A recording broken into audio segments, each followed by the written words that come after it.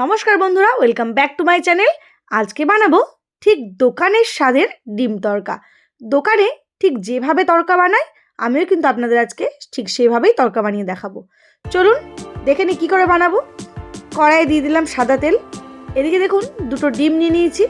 আমি বানাচ্ছি আজকে ডিম তড়কা। ডিমটাকে এভাবে কিন্তু আমি ফাটিয়ে নেব। ডিম ফাটিয়ে নিয়ে দেখুন দুটো ডিম নিয়েছি, দুটো ডিমটি কিন্তু আমি ফাটিয়ে নিচ্ছি। ডিম ফাটিয়ে সামান্য একটু লবণ দিয়ে দিলাম। এবারে কাঁটা চামচের সাহায্যে এভাবেই ডিমটাকে ভালো করে ফেটিয়ে নেব। এদিকে কড়াই গরম হয়ে গেছে, দিয়ে দিলাম ডিমটা। ডিম দিয়ে ভালো করে নাড়াচাড়া করে কিন্তু আমি ভেজে নেব। যেহেতু কড়াইটা একটু বেশি গরম হয়ে গেছিলো সেই জন্য কড়াইয়ের চারি সাইডে কিন্তু একটু পুড়ে গেছে। তো এভাবেই আমি ভালো করে নাড়াচাড়া করে একদম ছোট ছোট ডিমের এই ঝুড়িটা করে নেব। তো দেখুন ডিমের ঝুড়িটা কিন্তু আমি করে নিলাম। গ্যাসের ফ্লেম একদম লোতে রাখতে হবে যখন এই ডিমের ভুজিয়াটি তৈরি হবে। দেখুন হয়ে গেল ডিমের ঝুড়ি। এবার আমি নামিয়ে নেব। এবারে ওই কড়াইতে দিয়ে দিলাম সর্ষের তেল। একদম সামান্য সর্ষের তেল দিয়েছি, খুব একটা বেশি কিন্তু তেল আমি এতে ব্যবহার করব না। দিয়ে দিলাম পেঁয়াজ কুচোনো। এই সর্ষের তেলের ওপরে পেঁয়াজগুলো আমি সমস্ত দিয়ে দিলাম। ভালো করে নাড়াচাড়া করে নিচ্ছি। ঠিক এভাবেই কিন্তু দোকানেও তৈরি করে এই ডিম তড়কা। দেখুন তড়কার জন্য নিয়েছি এখানে রসুন আর নিয়েছি আদা। ঠিক এভাবে কুচি কুচি করে নিতে হবে। আপনারা চাইলে কিন্তু এর থেকেও খুব ভালো এবং মিহি করে কুচি করে নিতে পারেন। এবারে এই রসুন আর আদাটা আমি দিয়ে দিলাম পেঁয়াজের ওপরে দিয়ে খুব ভালো করে কিছুক্ষণ সময় ধরে আমি লো টু মিডিয়াম ফ্লেমে রেখে এটা ভেজে নেব। দেখুন ভেজে নিচ্ছি। এবার আমি এতে দিয়ে দেব টমেটো আর কাঁচা লঙ্কা।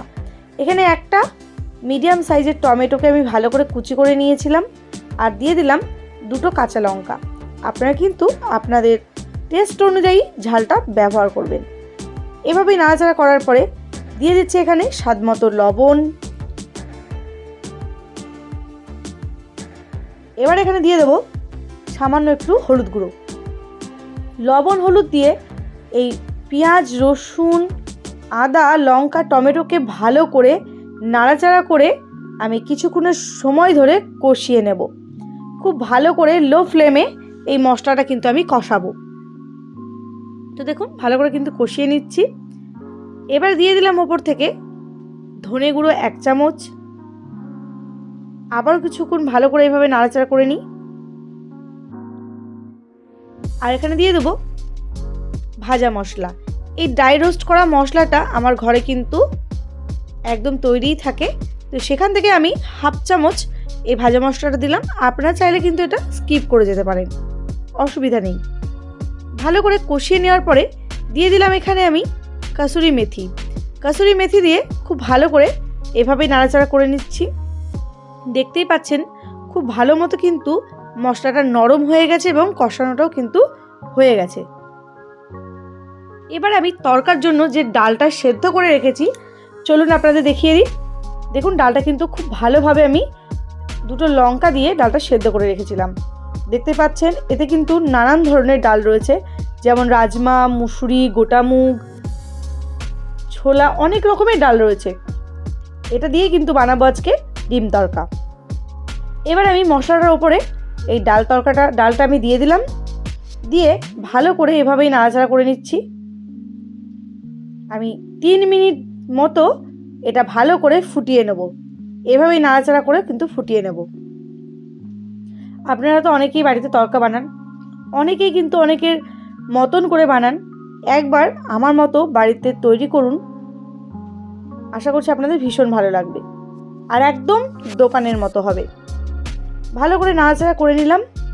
এবার আমি দিয়ে দিচ্ছি ওপর থেকে সামান্য একটু জলটা কিন্তু আপনারা আপনাদের পরিমাণ মতো ব্যবহার করবেন। ঠিক এভাবেই ভালো করে নাড়াচাড়া করে মিশিয়ে নিলাম। এবারে ডিমের ঝুড়িটা যে আমি ভেজে রেখেছিলাম সেটা দিয়ে দিচ্ছি। ডিমের ঝুড়ি দিয়ে ভালো করে নাড়াচাড়া করে নিলাম। ঠিক এভাবেই খুব ভালো করে নাড়াচাড়া করে নেওয়া হলো। এখানে কিছু মশলা এবারে আমি ব্যবহার করব। বাজার থেকে কিন্তু কিনতে পাওয়া যায় এখন এই তড়কা মশলা। এই তড়কা মশলাটা খেতে কিন্তু দারুণ। এই তড়কা মশলাটাই আমি এই ডাল তরকাতে কিন্তু দিয়ে দিচ্ছি। দেখুন আমি এখানে হাফ প্যাকেট মতো এই ডিম ডাল তরকারি কিন্তু আমি দিয়ে দিলাম। দিয়ে খুব ভালো করে এভাবেই নাড়াচাড়া করে নিচ্ছি। দেখতেই পাচ্ছেন এর গন্ধটাও কিন্তু ভীষণ ভালো বেরিয়েছে, কালারটাও কিন্তু দুর্দান্ত হয়েছে। আমি এখানে আরও একটা জিনিস অ্যাড করব, সেটা হচ্ছে ঘি। দেখুন এখানে আমি 1 চামচ ঘি দিয়ে দিলাম। ঘি দেওয়ার ফলে এই তরকাটার ফ্লেভারটা কিন্তু দারুণ লাগে। কিন্তু আপনারা যারা পছন্দ করেন না ঘি, তারা অবশ্যই স্কিপ করে যাবেন। ঘিটা ছাড়াও কিন্তু এই ডিম তরকাটা রান্না হয়। তো ভালো করে আমি দেখুন ঘিটা কিন্তু এভাবেই খুন্তির সাহায্যে ভালো করে সমস্ত তরকাটাই মিশিয়ে নিলাম। এবারে আমি নামিয়ে নেব। তার আগে আমি দিয়ে দেব এখানে কুচনো ধনেপাতা। ধনেপাতাটা না দিলে একদম অসম্পূর্ণ হয়ে যেত। আমি ধনেপাতাটা দিয়ে দিলাম। ধনেপাতাটা দিয়েও খুব ভালো করে কিন্তু নাড়াচাড়া করে নেব। দেখতে পাচ্ছেন আমি নাড়াচাড়া করে নিলাম। একদম এর ঘনত্বটা খুব সুন্দর হয়েছে। এবারে একটা জায়গায় আমি এই তরকাটা নামিয়ে নেব। তো চলুন একটা জায়গায় নামিয়ে নিই। তো দেখতেই পাচ্ছেন বন্ধুরা, আমি কিন্তু নামিয়ে নিয়েছি একটা জায়গায়। দেখতে যেমন অসাধারণ, খেতেও কিন্তু দুর্দান্ত। গরম গরম রুটি, লুচি বা পরোটার সঙ্গে পরিবেশন করুন। আশা করছি আপনাদের ভীষণ ভালো লাগবে। আর আমার মতো বাড়িতে একবার অন্তত ট্রাই করুন। আর আমাকে কমেন্ট বক্সে কমেন্ট করে জানান যে আপনাদের কেমন লেগেছে। আজকের মতো এখানে শেষ করছি ভিডিওটি। ভালো থাকবেন, সুস্থ থাকবেন। নমস্কার।